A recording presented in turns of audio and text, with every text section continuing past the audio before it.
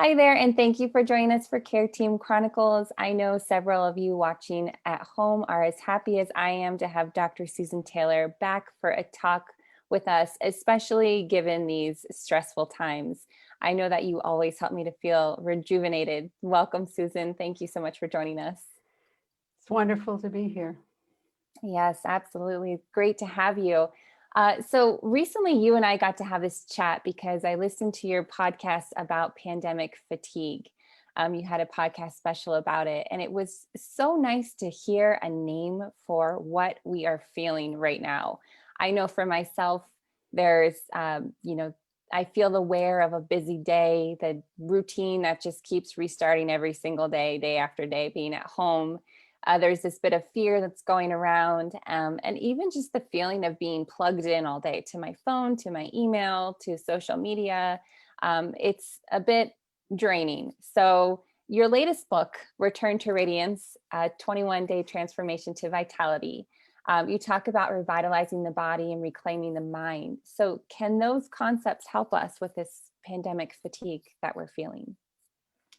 Well, pandemic fatigue is just a word that I used, but are we tired or are we fatigued? And there's a little bit of a difference, and we're not going to get too far into it today, but people are tired. And it's more the tiredness. The reason why I talked about revitalizing the body and reclaiming the mind is because both go hand in hand. As you've heard me say before, the body and mind are really one. The body is just a physical, more of a definite of what we can see with what's going on in the mind. So if our mind keeps spinning outside, worrying about what's happening, I mean, we had the elections happen, we have the mistrust from different messages coming through the media, but everything is driven based on fear. And if our mind is not trained to understand that things on the outside will always be in flux, there'll always be obstacles, there'll always be challenges, there'll always be things that aren't going our way. But whatever our perception is, if we perceive that as fear, it exhausts us. It Mm-hmm. takes our vitality and drains us. And we'll start seeing that in the body. Mm-hmm. You see, whatever goes on in the mind, the body is a representation of that Mm-hmm. going through the brain. So when I speak about revitalizing the body, reclaiming the mind, what I'm really talking about is they both go hand in hand. But if our mind is outside, we have to bring our mind back home, back to home base. And Mm-hmm. so the exercises and the trainings that we do at the Center for Meditation is we bring people back home. We level up their meditation experience, whatever that's worth. So we bring it back home. We take the mind, instead of being out there worrying what's happening, we bring it back home and we get to see ourselves of who we are. Mm-hmm.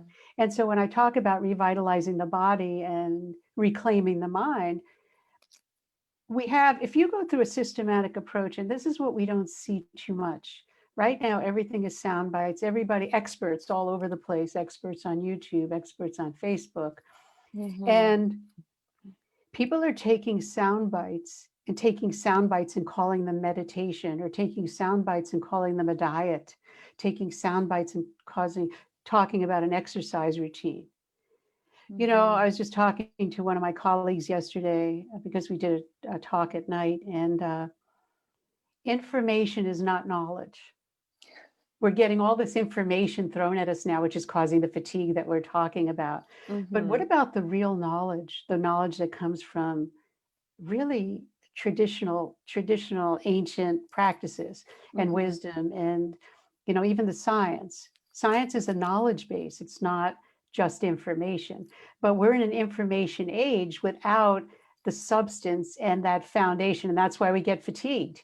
Yeah. You can't be just doing this without having the foundation. Right. So why, when we revitalize the body, reclaim the mind, we want to build a foundation, and again, a systematic, skillful, precise foundation, not a soundbite that you read on the internet and then you're teaching it. It's things that worked in the past. Yes.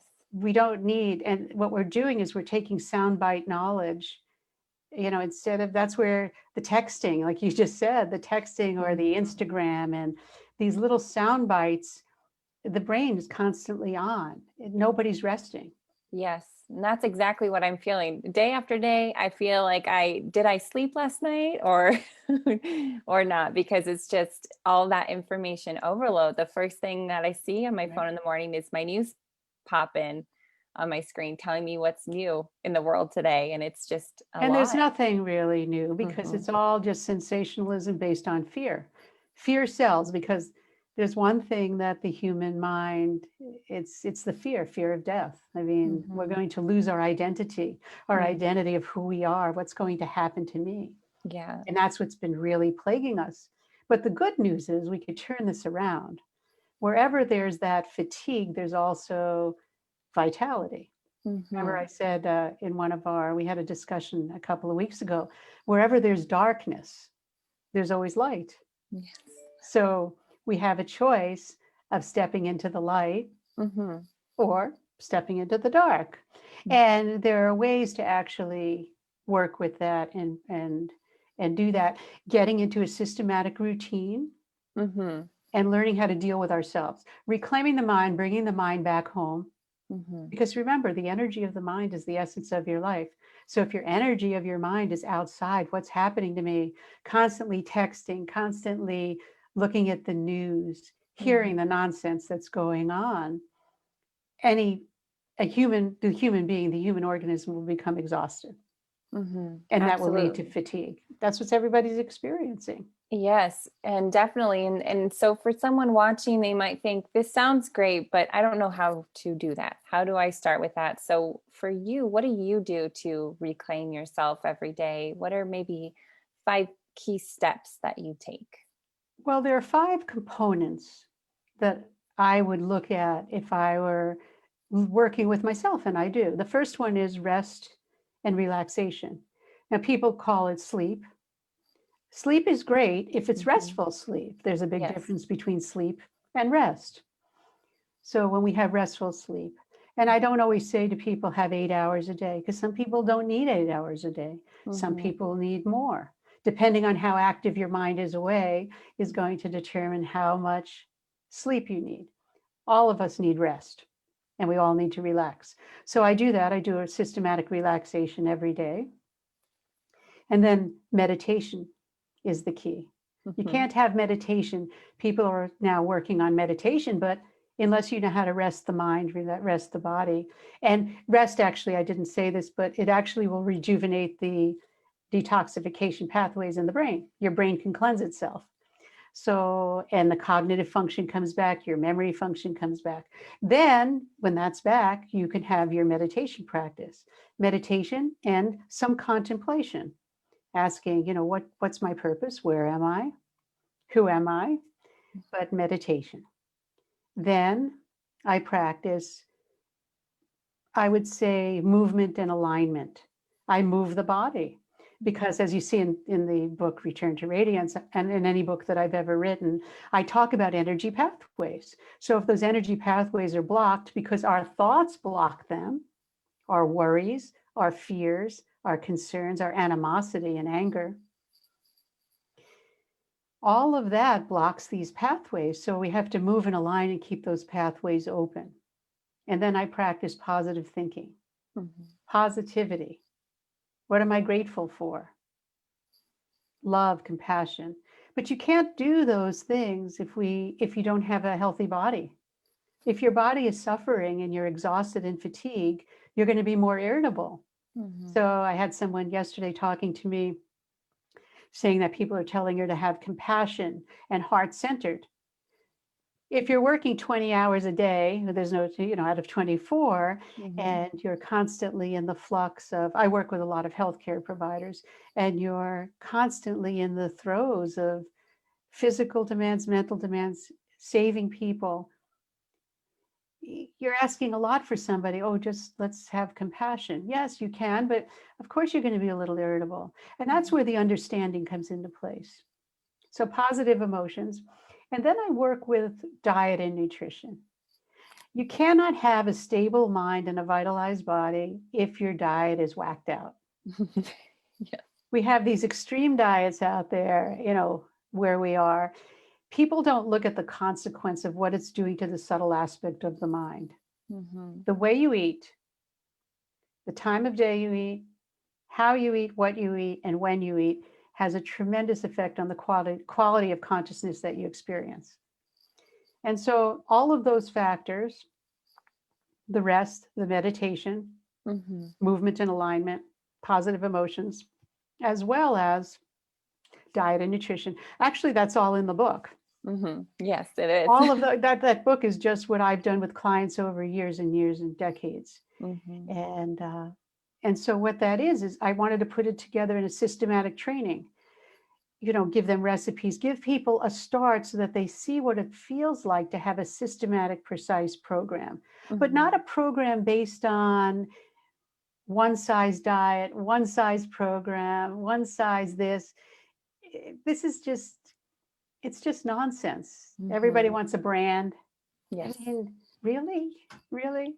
Let's just learn how to be a human being and learn how to be happy and joyful with each other. Right. And do for each other. And that's the great thing, though, since what we call the pandemic, I have an appreciation for life, for neighbors, for just an appreciation. And just seeing new birds and new animal life come into existence. And I've seen it. I live by the ocean too. I've seen the water different.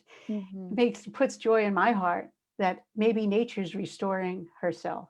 And so that's a little off the subject, but when you see nature restored, your fatigue does go away. Absolutely. We can't live in this artificial world. Yes. And we're being pushed in that way. I mean, just doing these kinds of everything's online. We have to be very, very careful. I know the world's going that way. I'm not going to stop it. But we better be careful because then we lose what it's like to be a human being. Absolutely. Yeah. It's great to just have that awareness. And I love what you said, improving the quality of our consciousness, because we can be there, but it doesn't mean that we're fully present, that we're fully focused and consciously, just in the moment. So I love that you said that. And it's a great takeaway for us to have as well. Well, we want quality. We want to uplift the quality of our mind. Yeah. Our minds lately have not been, well, if you're fatigued, if you're disturbed, if you're distracted, and if you're stupified, if any of these things, stupified meaning you're shut down. If you're walking around that way, it says that your consciousness is what's creating that. But your body could create that too if you're not fueling it with the right food, you're not resting, you're not moving. That's going to fuel the consciousness also. So it goes together. And that's the way you want to be looking at things. It's not just one part, it's the sum, it's the whole.